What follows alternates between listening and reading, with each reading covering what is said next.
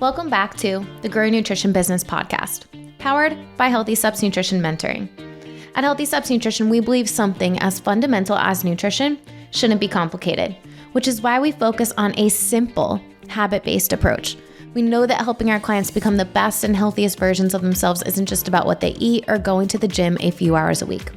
We have to focus on a holistic approach, addressing nutrition, stress management, mindset, sleep, support system, and lifestyle. Paired with accountability, you will help your clients see amazing results. Also, deepen the connection with your clients. My name is Nicole Coyne, and I'm the founder of Healthy Steps Nutrition, CrossFit HSN, and HSN Mentoring. HSN provides a turnkey solution for gym owners and coaches to build, launch, and grow nutrition coaching programs. In this podcast, you will learn how to take one step at a time to build a successful nutrition coaching program. This week's podcast guest is Jack Eisenhut. He actually is one of the reps for Ascent Protein, but he hasn't always worked with Ascent. We've known Jack for a really long time. He found CrossFit in 2009, opened up CrossFit Winter Park in 2012. Since then, he has sold it to a newer gym owner, Stephanie. She is absolutely amazing. And he works for Ascent full-time. If you are a gym owner, you've likely talked to Jack at one point or another. He's managed a lot of the different regions for Ascent Protein. We like Ascent because it's a clean protein that's tested. Supplement industry isn't tested, so you really don't know what you're getting unless the company invests extra money to get their stuff third-party tested. In this podcast, we're going to talk about retail sales, how to increase retail sales, what it looks for a pre-order. Jack is also going to take a deeper dive into the different types of protein and some things that you might want to learn about Ascent Protein. HSN has a really cool partnership with Ascent. If gyms are partnered with HSN and Ascent, they will sponsor your nutrition challenge. One of the things we recommend with nutrition challenges is doing mini prizes instead of one big prize at the end to keep client engagement, and they'll give you one of those weekly prizes as well as sample packs to give out to challenge participants. All right, we will get to this episode with Jack right after this message. Are you looking to host a nutrition challenge this fall? Did you know that HSN Mentoring has a one-day challenge training to teach you everything you need to know how to plan, launch, and execute a nutrition challenge? All the marketing templates, the client journey, the meeting templates, even practice and role play with us so that you can increase your conversion and confidence from a challenge to ongoing nutrition coaching.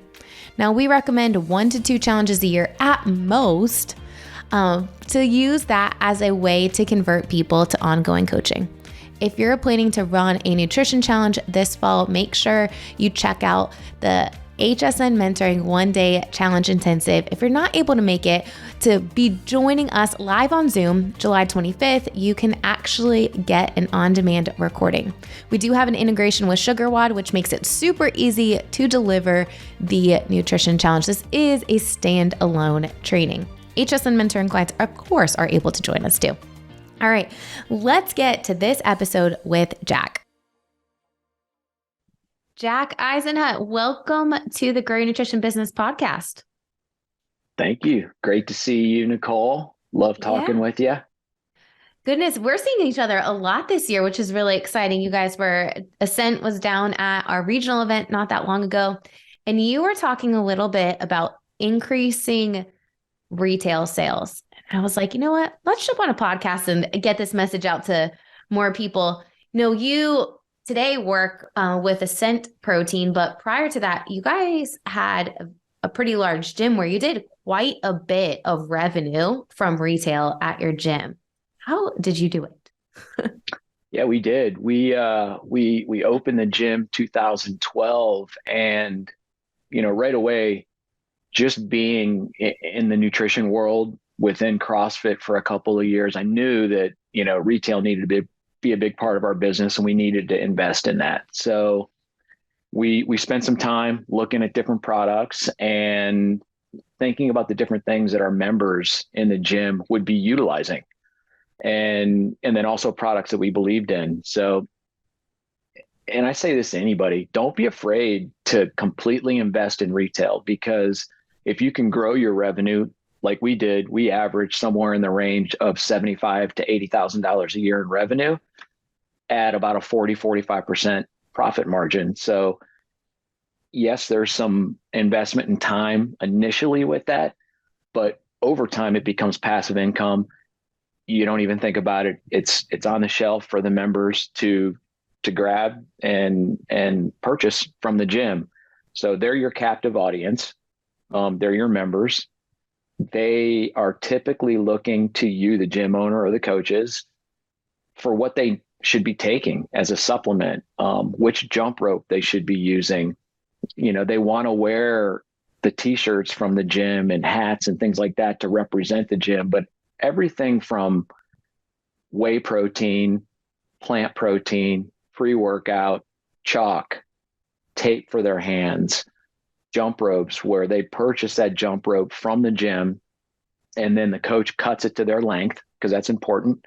I will admit, when I first started CrossFit, I probably purchased about 6 ropes that I still have today. So my lack and inability of doing double unders, I kept blaming it on the rope instead of like reaching out to a coach like, hey, do I need to, help me with this? So yeah, I think that as a gym owner, as a small business owner, you got to look at every square inch of your facility and say, hey, where can I make money to help pay these bills and eventually continue to add new equipment and things like that are a necessity in the gym that you're not only supporting yourself, but you're also supporting the members. And I think over time, members understand that and they're going to want to buy it from you instead of someplace else. They're going to support that small business. So yeah, increasing retail sales is not a hard thing. I just think it's something that, is a little bit of an investment in time and money, and then it'll pay you back quick. I think what we pay for a lot of times is convenience too. And if it's right in front of them, if they can grab it and go, it's going to be so much easier than making an extra trip somewhere. I had a realization when I opened up Healthy Steps Nutrition, not the gym location that we have now. And I was working with a nutrition client and I clearly didn't do a good enough job talking about the protein that we sell, because at one point in our journey together, she comes back with like 5 bags, not 5. It was at least 3 bags that she went to a supplement store and she was told to purchase all of these different things. And she came back with at least 5 tubs of different stuff that was not tested and probably had really great margins, which is why they got her to buy that stuff, like the most expensive stuff. And that's when I was like, okay, we're going to change how we do things. And we're going to say it up front. Hey, we have protein. This is why we carry the one that we carry. This is why we use Ascent protein. And it never happened again. But it was a realization from my standpoint of like, okay, we need to address this because people are going to go look for it. And if you don't have it conveniently easy for them to grab at your gym, they're probably going to go someplace and probably get sold on stuff that they don't necessarily need. Absolutely. Yeah. And that kind of leads me to another point and something that we, were careful about. And we were really careful about making sure we had everything all the time. All the flavors, all the products. We had some of everything all the time. And the reason for that is as soon as you don't have a flavor that 2 or 3 of your members like, guess what? They're going to go find it someplace else.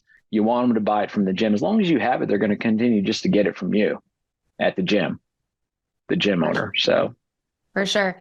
What would you say? So, cost is always something that gym owners are careful of. And, whether it be protein or whether it be getting jump ropes or doing whatever, what are some ways to lower the upfront costs for gym owners when they're considering adding in retail? Yeah, good question. I'll use us, for example. We have 2 to 3 big promos that we run during the year. And buying on promo is a perfect time, one, to save money, to be able to purchase a lot more product. And then once it's in your gym, your margins are going to go from a typical 35% margin up to 50% almost. So that's a great time to do it. And if you have a gym owner that is, looking to be a little more conservative, that's fine. Everybody wants to run their business a little bit differently. And a good way to watch what you're spending is to put a note out to the gym and say, hey guys, I'm getting ready to place an order for some products, some whey, some casein, some pre-workout, whatever it might be. Let me know what you want and the flavors that you want. So when you place that order, when that product comes in, it's right out the door and you're not sitting on a bunch of product. Yeah, I think the same goes for shirts, right? Like pre-order shirts. Murph's right around the corner. We created a special Murph design, and guess what? A ton of people bought the Murph shirt. We're not buying any extra because I don't want to sit on a 2023 Murph shirt, right? Forever if they don't get sold. So our members know, hey, event shirts, if you want them, make sure that you put your name on the list. The way we do is we just send out a Google form and have people, and then the line item is, well, do you want me to charge your card or do you want to pay cash? Right. And then people could just put it in there and you just automatically order that amount. If it's protein, then obviously you probably want to order a little bit more so that you have some stock. But I think that's a simple way to decrease the amount of cash that you're sitting on. Yeah, completely agree. That's something that we always did. And you'll be surprised how many people want that new fresh t-shirt.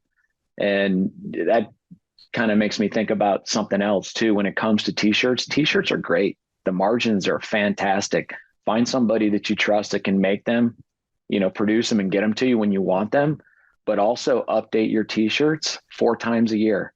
If you keep making the same t-shirt, eventually the members are going to have all the colors of that same t-shirt that you've had for the last 2 years. But if you update and put out some cool designs, something different, it doesn't necessarily have to be only Murph driven. Those are always cool to have, especially, if you're taking a small percentage and donating that to, a good cause. But updating them on a regular basis, you're going to blow through t-shirts all the time. And those revenues add up quick. $25 a t-shirt, you're having them made and shipped to you for probably $10 or $12. I like those margins. Yeah, I think that's a great way. Again, and the same thing, you can do the pre-order for those special shirts that are coming out and then sit on a few of them instead of guessing what sizes to order, how many to order, how many people are going to want to purchase it. 100%. And it also gives you another opportunity to have a communication with your gym and cause some excitement. That's one of the main reasons why we do limited time flavors with our protein is, yes, some people are like, oh, I'm so mad that, strawberry, I can't get it all the time. Well, we do that for a reason. It's that takeaway that causes excitement. But what it also does for a gym owner, even if it's not us, if you have other brands that are doing limited time flavors, it gives you something to communicate. It gets your gym excited about this new flavor that's coming, and it gives you an opportunity to take pre-orders for this new flavor.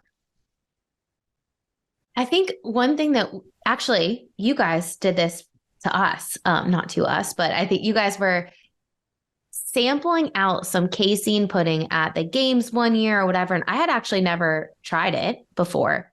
And I tried it for the first time. I was like, holy cow, this is actually really good. This would be a great option for someone who has a sweet tooth and is not getting enough protein throughout the day. And instead of grabbing a cookie, they can make casein pudding and have a really good option that's not loaded with sugar at night. And so what we did, what my husband does every quarter probably, or maybe a little bit more than that, is he'll make the samples of it so that people can just grab a little sample. And then guess what? Casein sales go up after people try it. And they're like, oh yeah, this is really good. And there's, I think, a great way to try different things and let your members try different things. So when you're talking about supplements, so that you can get them to experience it, understand if they like it or not, and then buy it from you. Yeah. I mean, if you're sampling on a regular basis in your gym, you're going to move product. Most people haven't tried cookies and cream whey protein. Mm-hmm. Open a bag of that, cost you $25 maybe at wholesale, and sample that out. You'd be surprised how much you'll sell when you sample. I wish that we had a team of, 75 people that we could be in gyms all the time and sample all the time, we'd probably like triple our business, but we don't. So, a lot of times it's left up to, the stocking gym owner to do that, pick a Tuesday, call it Tasty Tuesday, and open up a new flavor each month. It'll increase sales for sure, whether it's pre-workout, casein, or whey. One of the things that we like to do with new members is give them a blender bottle that has our logo on it, and then we'll give them a sample pack. I think that's a great opportunity for them to try it. We talk about integrating nutrition into conversations on a regular basis in your gym. Same thing goes for your new member onboarding experience, right? So could you have an email that talks about the importance of protein? Are they getting enough protein? Or if you're doing one-on-one personal training sessions or group on-ramp sessions, can you have a session where you talk about the importance of protein and let people try it then, or give them a sample then for them to try it at home? And I think the more you are talking about nutrition, the easier it's going to be for your members to associate nutrition help with you, come to you for nutrition coaching, but then also know, hey, I can just get this protein here or X, Y, and Z product here at the gym, and it's convenient and easy. Yeah. And I mean, being a nutritionist, most people are going to finish their day below what they need, as far as protein intake. So to add post-workout, a protein shake where you're going to get a quick 25 grams in, and then finish your evening, avoid a little bowl of ice cream. Instead, mix up some casein into a pudding, maybe fold in some blueberries, and now you've got another 25 grams of protein that's slow digesting that hits a muscle system while you sleep all night. I think there's a valuable place for supplements to supplement a whole foods diet. But again, most people don't get enough protein in throughout the day. So having an option for them that's clean, easy, convenient, on the go is a good option for them to have. Let's talk about protein. So you obviously work for Ascent. I can definitely share my experience, but I'd love to hear from you. Like, what makes Ascent different from some of the other protein supplement companies out there? Yeah. So there's a handful of companies in the US that actually produce protein for all the brands on the market. So Ascent is part of Leprino Foods. Leprino Foods is the largest producer of pure whey protein and casein in the United States. So not only do we have the Ascent brand, but we have this other business of pure whey and casein that we supply 9 out of the top 10 largest brands that are on the market today. I mean, and you probably can, off the top of your head, name 5 of those. They're buying protein from us because they can take truckloads. So a little bit on Leprino Foods too. So our first business at Leprino is mozzarella cheese. A lot of people don't know that, but your byproducts of producing mozzarella cheese are whey, casein, lactose, and water. So instead of wasting this beautiful pure whey and casein, we've sold that for the last 40 years into sports nutrition. And then we also sell whey and lactose to the 4 largest baby formula companies. So it's a no waste company. The vast majority of what's left over is water that's not usable. So we have 10 manufacturing facilities all in the United States. We actually build a water treatment facility where that water goes into and is brought back to creek or lake quality, and it's put back into the earth. So not only do we make this beautiful protein that so many people use, but we're also a no waste company, which is important, and everything's produced here in the US. So we're not importing things. That's awesome. I remember going to Ascent headquarters. Gosh, it was probably 6 or 7 years ago at this point. And we made pizza. We had our kids with us, and we had a whole different like pizza tasting of all the different types. I don't remember exactly what it was, but we went to the like little kitchen area. And then of course tried some different protein samples too, but it was cool to be able to see the behind the scenes, behind the curtain, what is actually going on. One of the things that I like about Ascent is that it's tested.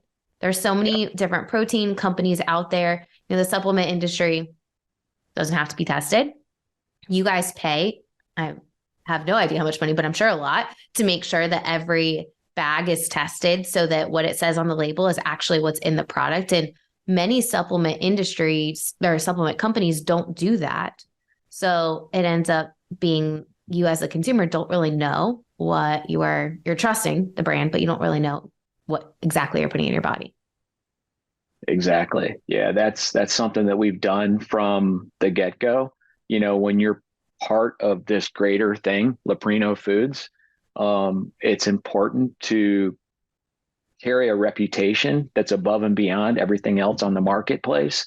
So that's a choice for us. Not only are we third party tested to Inform Sport, which is every single lot. You've got a couple levels lower than that in testing. We choose to go to the highest level.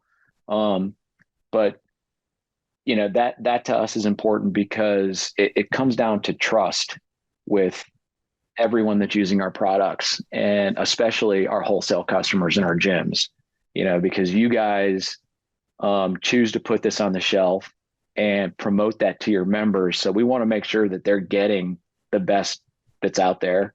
We also have a nutrition fact panel on our product, not a supplement fact panel.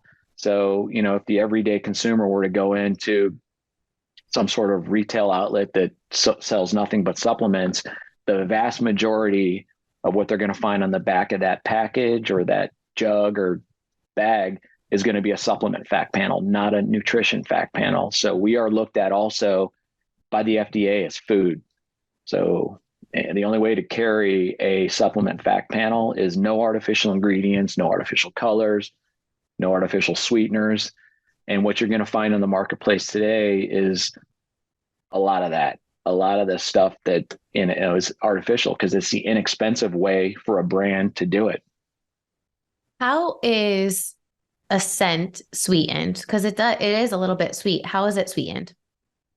Yeah, so we use stevia leaf extract, and we've used monk fruit as well. So it's between those two. We've kind of moved more to the stevia leaf extract because monk fruit can only be sourced out of China, and sometimes you run into a situation there. Well, what if they start to run low on that? So, and with what's happening with the stevia leaf extract right now, they've improved it so much that it doesn't have that weird like aftertaste that it had 10 years ago. And so we've used flavor panels and consumer research and have found that people lean a little more towards that than they do the monk fruit. Okay. And I think it's important to look at that because a lot of the different supplement companies have artificial sweeteners as the way that they're sweetening their powder. When you think about the different types of protein out there, you guys carry whey and casein. What would be the benefits of carrying? What are the benefits of carrying both? What are the benefits of whey versus casein for our listeners that don't know? Yeah, sure. We also have a plant protein. Yes. So Yes. yeah. Just to remind you. So, and on the plant protein, we thought about it in the past. Obviously, it's the first product that we've actually had to go out and like source all of these perfect things ourselves. We don't make that ourselves, so it was a little bit different. And for us to pull the trigger on that, Whole Foods believed in Ascent Protein so much that they said, "Hey, could you guys do a plant protein, that we would have access to for a couple of months before you go to market with it?" And we're like, "Yeah, well, I think we can do that." So we did. So we have something for everybody. If someone is lactose intolerant or they are allergic to whey or whatever it might be, we have a plant protein that's delicious that also delivers 25 grams of protein. And the way that we get to that is it's a blend of plant proteins, not just pea protein. So we use sunflower protein, we use pea protein, and pumpkin protein, which is what gets us to the 25 grams with high levels of leucine, which is going to help drive that to the muscle system. As far as the whey and the casein, you want to think about whey protein. I think the most important time to take whey protein is going to be post-workout. And you want to try to get it in 30 to 45 minutes after you work out. That's when your body needs it and accepts it. more than any other time during the day. And then the difference between the whey and the casein is when you put whey protein into your system, that's getting to your muscle system for recovery and lean muscle very, very quickly, like minutes, 25, 30 minutes. That's what you want to think there. Whereas the casein, great for a snack before bed. It's a slow digesting protein that's going to digest very slowly, 6 to 7 hours while you sleep, hit your muscle system with amino acids while you're sleeping. And you're going to wake up a little more satiated than you would had you not eaten anything at all, or a bowl of ice cream, for instance. All of them deliver that 25 grams. And, casein you can take during the day too, not just as a before, bed snack, because it's also going to fill you up a little bit more than whey will. It's thicker. So Mm-hmm. making it in a shake would be interesting. Like the only way that I've had it and liked it is through like a pudding type thing, which is Yeah. delicious. So just be mindful of that. Cooking with whey protein, cooking with casein. Talk to me a little bit about that. Yeah. So with whey protein, people cook with it. I've heard, I don't actually cook with it.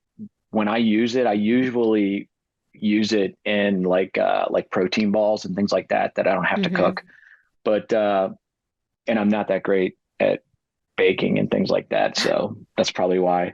Um, but yeah, I mean, I think people lean to the casein a little more than they do the whey for cooking. When you start to heat up whey too much, you denature that protein. And whey is a lot thinner, especially, if you're using our products, you'll notice when you mix up our whey protein, it's nice and thin, which people love that instead of like Mm-hmm. a super thick thing to drink. You mentioned it with the casein, whereas the casein holds together a lot better with it being thick. It just makes for a better like baking experience, I think. Some of my favorite recipes, actually, we make overnight oats all the time. There's a strawberry shortcake overnight oat recipe that has the strawberry protein in it. Yesterday, we made one with lemon sorbet and blueberries and blueberry yogurt, and the kids were like, "Okay, yep, this is my new favorite." So I think if you like overnight oats, whey protein is a great option to get Yeah. in protein in that type of recipe. But I agree with energy balls, whey protein would be a good option for those. And then Yeah. casein for baking. Yeah. We use your recipes quite often in our home. I love it. That strawberry shortcake smoothie recipe is so good. Summer's approaching. You can easily make that one into a popsicle. If you are a nutrition coach, you will have some new raving parent fans and just fans in general. Definitely try that one out. I'll link it in the show notes for sure. Anything else coming up for you, Jack, regarding protein sales, protein in general? Anything that stands out regarding Ascent? We've got some really cool new things coming to market this year. So please keep your ears and your eyes open. I will tell you, we are getting ready to drop a coffee plus protein Mm, beginning of June for wholesale accounts only. This will be a line extension, so it'll be permanent. So keep your eyes peeled for that one. That's going to be hot. cool. Okay. The actual coffee or a protein powder with coffee? Actual, it's coffee, so it instatized. Yeah, yeah, Cool. Okay. I'm excited to try it in Nashville. So you guys have been a partner of HSN for a long time. Gosh, since we opened the gym. So 7 years. You came to yeah. our grand opening, I think.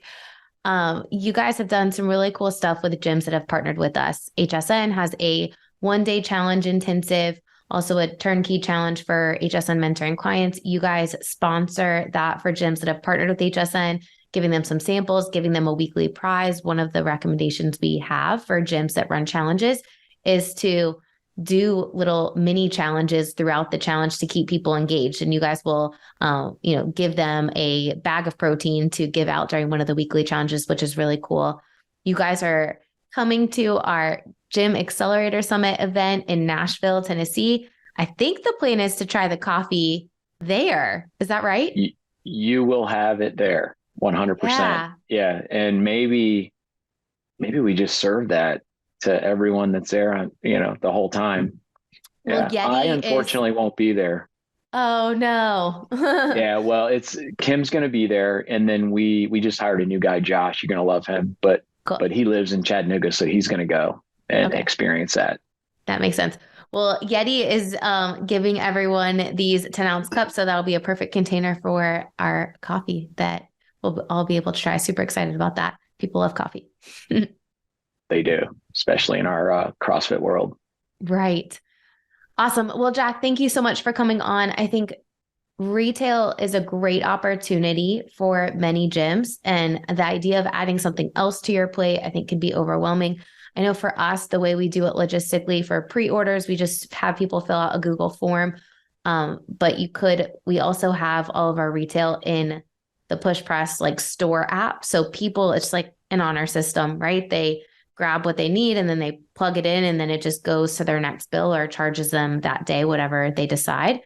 So it can be really automated. I remember we used to have like a handwritten thing that people would write down. And when I started calculating the amount of time that it took for our admin to go back and manually enter all of that, I'm like, are we even we might be losing money on on the retail because of all the time that it took, like all the man hours. So trying to make that process as automated as possible would be ideal if you have a system like Push Press that you can just plug it all in and people can do a self-checkout. That's going to be super helpful for you as a gym owner, save time.